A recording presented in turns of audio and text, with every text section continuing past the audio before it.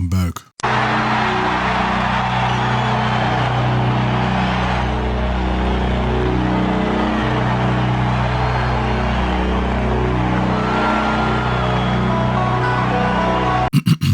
Actually, I don't feel like getting copyrighted. I am back again with another installment of my favorite story tropes. Everybody loves a good mystery. There's something special about knowing nothing and just seeing all the details surrounding this thing unfold and finally getting answers to your questions. Mysterious characters hit especially different because knowing nothing about them really factors into how crazy their storylines can go. And although these characters don't remain a mystery, finding out more about them went crazy, so let's get into it. Spoilers for these if you care, by the way. Gravity Falls is a top 10 cartoon of the 2010s and was the epitome of mysteries. Alex Hirsch, I want to truly thank you for creating such a beloved piece of television and integral part of my childhood. But I do hate you just a smidge for creating this thing that had me fearing for my life at about the age of 10. Every time an episode came out, I was seated and consumed every single theory that came out too. Looking back on that era now, I gotta come out and say it. Veilskibum, I must apologize. I wasn't familiar with your game. The hustle was serious and I still remember that LeBam theory to this day. Stan Pines is the great uncle of our two main characters, Dipper and Mabel, who they pretty much barely knew anything about until staying with him for the summer. Looking at how the very first episode of the show ended, you just knew Stan was cooking up something crazy behind the scenes. For the most part, he is actually an idiot who enjoys absolutely finessing the people of Gravity Falls and watching soap operas alone at night. But occasionally, he has his moments where he's actually a pretty good role model to the twins, or shows that he's a little smarter than he lets on. There was that time he fought a pterodactyl, him helping Dipper stop Robbie V from using mind control on Wendy, and him being very understandably suspicious of Lil Gideon.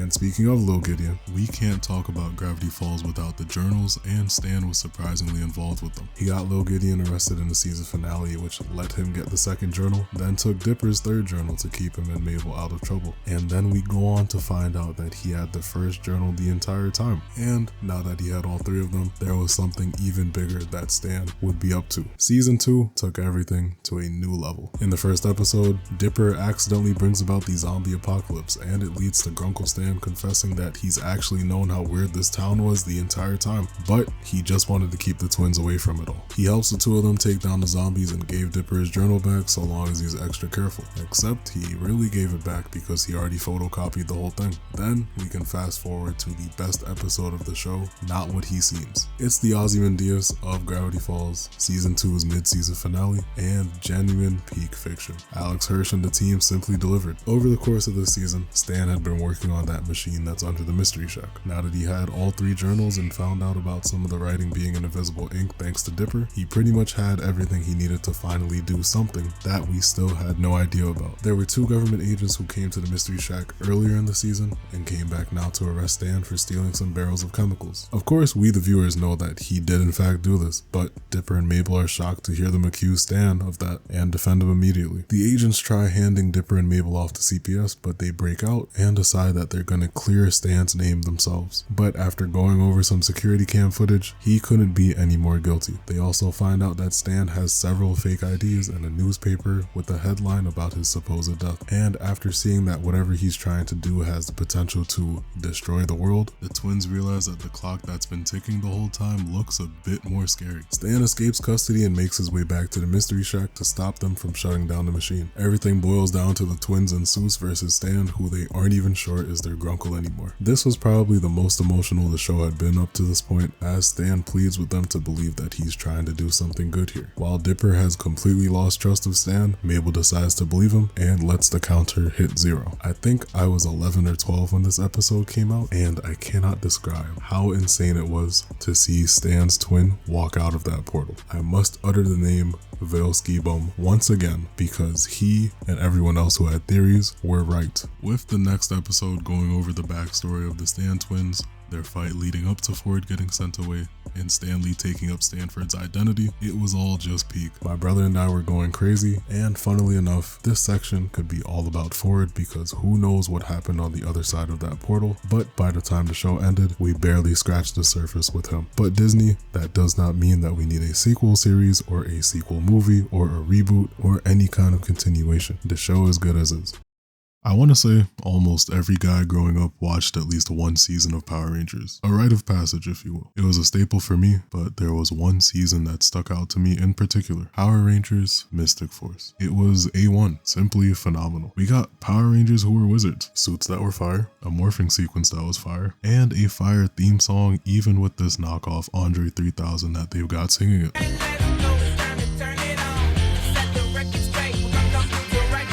They don't make them like this anymore. As a season where they're all wizards, the Rangers' enemies this season were an assortment of ghouls and goblins, but there was one villain who really stuck out. Korag, the Night Wolf, is one of the big bads in this season and genuinely one of the coolest Power Ranger villains. From day one, he completely washes the Rangers and demolishes them on numerous occasions. There is literally an episode where he dedicates himself to making Nick, the Red Ranger, insecure and makes him lose his mind by convincing him that all of his friends hate him. Please go pop those pills in the bathroom. No one's gonna miss you, I promise.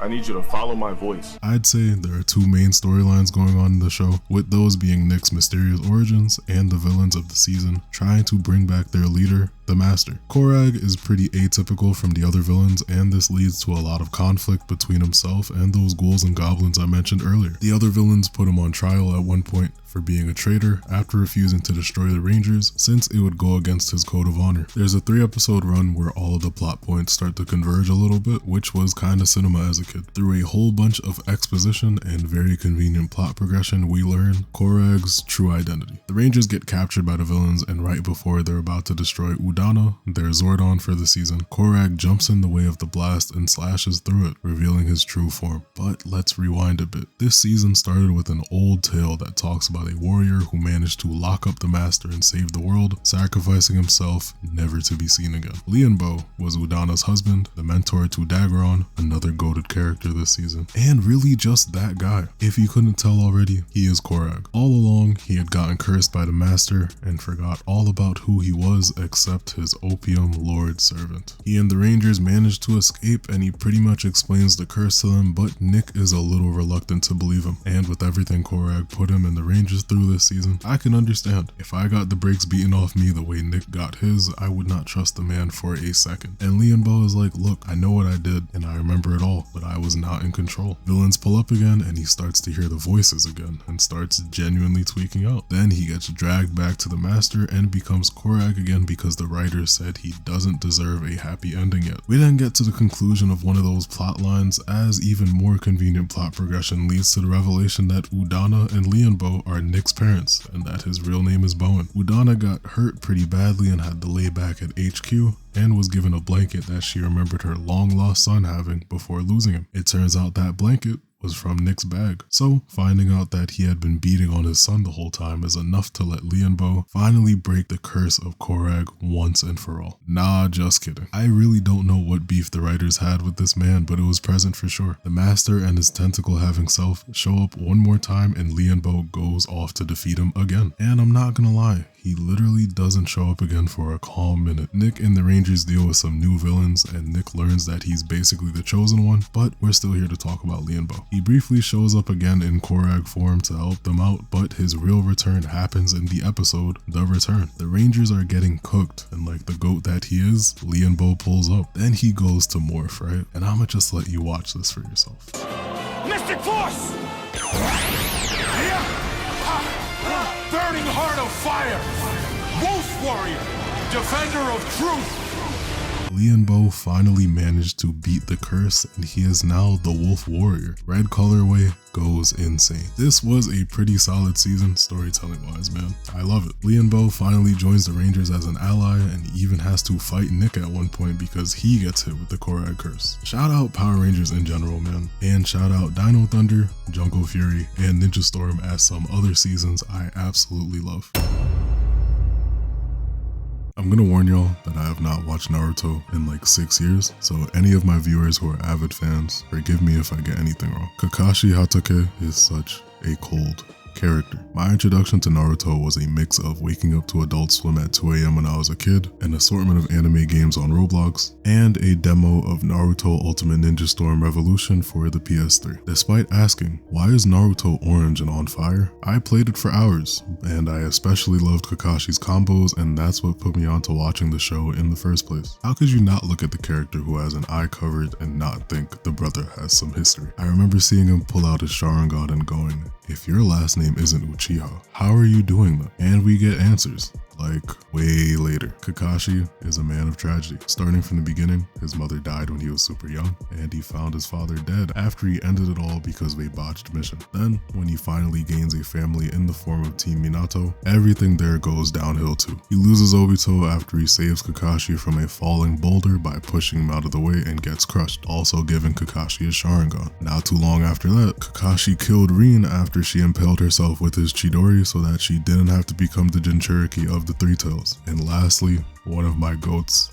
Minato Namikaze. My guy sacrificed himself so that he could seal away the Nine Tails. Minato is literally the best Naruto character. I don't care. He is so cool, and I watch this AMV of him every day for like 2 months straight because it made me feel just as cool as him, and he was my main in Stormforce. But back to Kakashi. Finding out about Kakashi's come up after hundreds of episodes in the anime was pretty crazy. And despite all of this bloodshed and loss throughout his earlier life, he still went on to become a great sensei, an amazing character with this shadowy past making him who he was. And when need be, he locks in without question. One of the best parts of Kakashi is the fact that he didn't want a repeat of what happened with his squad, so he emphasized teaching the importance of teamwork and camaraderie to his own Team 7. The parallels go crazy. And his fight with Obito is really top 10 moments in Shippuden. I was glued to the screen watching those two finally throw down, and I wasn't disappointed. He is a top-notch character who is just cracked as a ninja, has a plethora of demons, yet it did not turn him to the dark side. And my guy Kakashi ends up becoming Hokage, so he really is just like that. But yeah, that's it from me. I never got to properly say thank you for 1,000 subs in a video, so thank you for 1,000 subs.